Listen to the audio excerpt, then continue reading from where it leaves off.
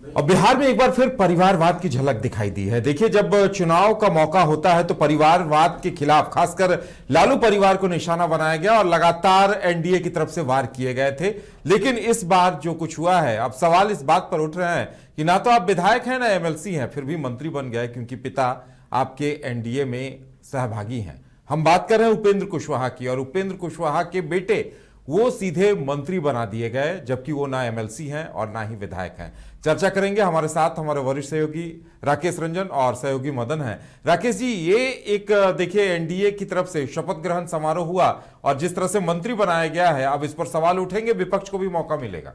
बिल्कुल विपक्ष को मौका मिला है और उनको सवाल उठाना भी चाहिए, क्योंकि ये सवाल बनता है। क्योंकि जिस सवाल पर आप विपक्ष को आज तक घेरते रहे हैं परिवारवाद के मुद्दे पर, और यह हमेशा कहा गया है कि लालू प्रसाद यादव के परिवार के लोग जो हैं वो राजनीति में आते हैं और लालू प्रसाद यादव पर परिवारवाद के तमाम तरह के आरोप जो है वो लगे हैं। लेकिन अगर आप इस तरह से देखें, उपेंद्र कुशवाहा खुद सांसद हैं। देखिए, उनकी पत्नी सासाराम से चुनाव जीती हैं और चर्चा यही हो रही थी कि उपेंद्र कुशवाहा की पत्नी स्नेहलता कुशवाहा ही जो है वो मंत्री बनेंगी। लेकिन इन सब के बीच हम सब ने देखा कि जब मंत्रिमंडल की सूची बाहर आई और जब शपथ लेने की बारी आई तो वो शर्ट और जींस, टी शर्ट और जींस पहने एक युवक ने भी शपथ ली और उनका नाम दीपक प्रकाश है और वो उपेंद्र कुशवाहा के बेटे हैं।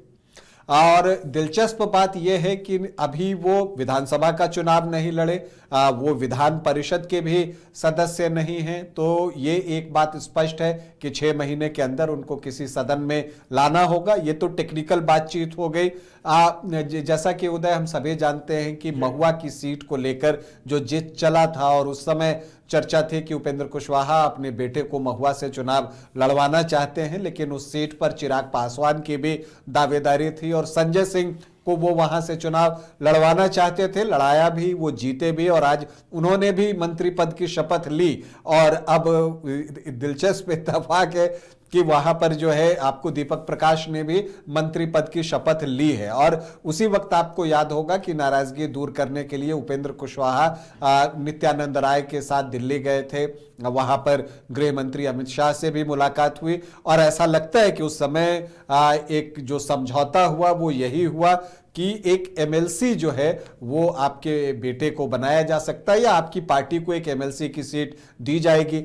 अब गठबंधन में जब आप सहयोगी को कोई सीट अलॉट कर देते हैं, उसके बाद फिर उस पार्टी की मर्जी होती है कि वो किसको बनाता है, क्या करता है। तो उपेंद्र कुशवाहा ने क्या किया कि अपने बेटे को मंत्री बनाया और उनका तर्क यह है कि युवाओं को सामने तो आना ही होगा। तो मुझे लगता है कि अगर यही तर्क था तो सासाराम से भी उनको प्रत्याशी बनाया जा सकता था, लेकिन वहां पर उन्होंने अपनी पत्नी को प्रत्याशी बनाया। अब उनके बेटे मंत्री बन गए हैं तो इस पर तो आरोप लगेगा और आरजेडी ने इस पर जो है आरोप भी लगाया है। न सिर्फ उन्होंने उपेंद्र कुशवाहा के बेटे दीपक प्रकाश का नाम लिया है, लेकिन बल्कि उन्होंने तमाम नाम गिनवा दिए हैं जिनको कि उन्होंने परिवारवाद की श्रेणी में रखा है। वो सम्राट चौधरी से शुरुआत करते हैं और उसके बाद जो है वो रमा निषाद की बात करते हैं, श्रेयसी सिंह की बात करते हैं, विजय कुमार चौधरी की बात करते हैं, अशोक चौधरी की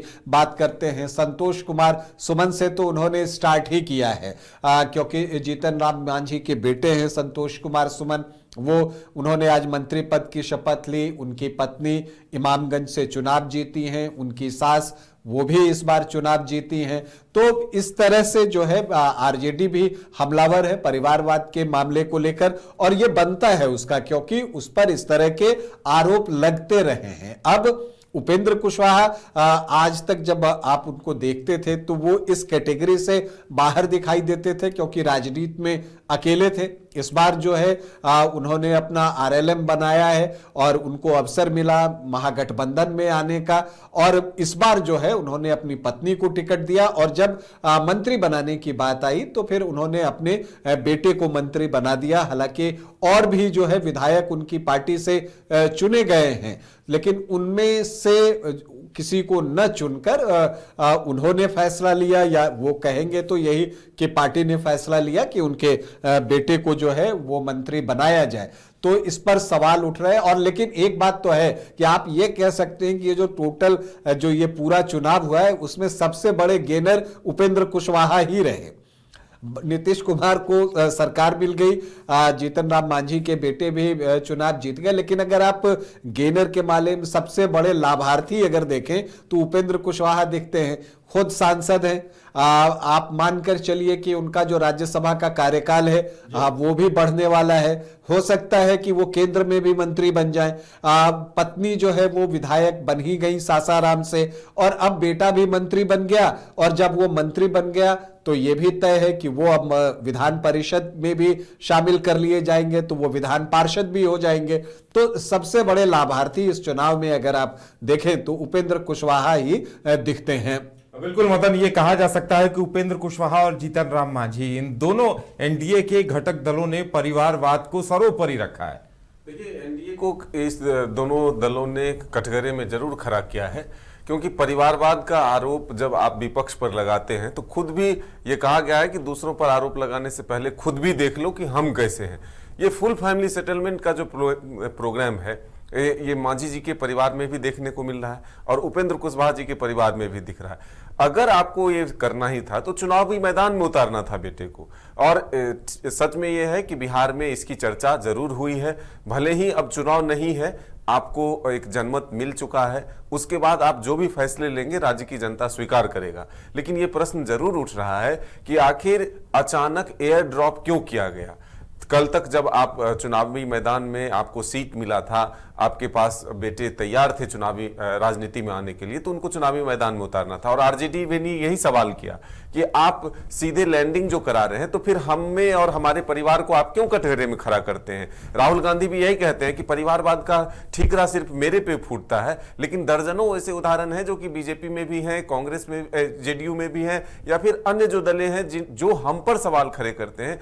कहीं ना कहीं वंशवाद, परिवारवाद जो है वो दिखता है। अब दीपक को एक जगह मैं सुन रहा था, दीपक प्रकाश जी को, जो अभी मंत्री बने हैं, उन्होंने भी कहा कि उनको भी उतनी ही देर पहले पता चला जितनी देर पहले मीडिया को पता चला कि वो मंत्री बनने जा रहे हैं। बिल्कुल, उनके लिए तो अनएक्सपेक्टेड होगा कि ये कोई सपना साकार हो गया। हालांकि वो सॉफ्टवेयर इंजीनियर हैं और उन्होंने कुछ काम भी किया है, लेकिन वो ये भी कहते हैं कि वो पिछले 3-4 साल से राजनीति में सक्रिय हैं। और इसलिए आपने देखा होगा कि वो जींस और शर्ट पहन के आए हुए थे, शपथ भी उन्होंने उसी तरह से ली है। लेकिन जो आरोप की चर्चा हो रही है और जिसकी व्याख्या मदन कर रहे हैं वो बिल्कुल सही जान पड़ता है। मदन, बिल्कुल, मैंने कहा कि फुल फैमिली सेटलमेंट अगर आप करेंगे तो फिर आपको ये आरोप का सामना करना होगा, चाहे वो पक्ष हो या विपक्ष हो।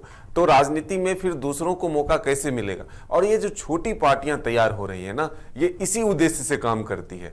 आप बड़े पार्टियां अगर हैं तो फिर उनको राज्य और देश के नेताओं को, कार्यकर्ताओं को देखना पड़ता है, लेकिन ये छोटी पार्टियां जो एक सीमित दायरे में रहती है, वो पहले अपने फैमिली को ही सेटल करने में पूरी ताकत लगा देते हैं। चलिए, अब देखने वाली बात यह होगी कि विपक्ष से कहां तक मुद्दा बना पाता है और आगे ये परंपरा, इस परंपरा को लेकर क्या होता है, ये भी देखने वाली बात होगी।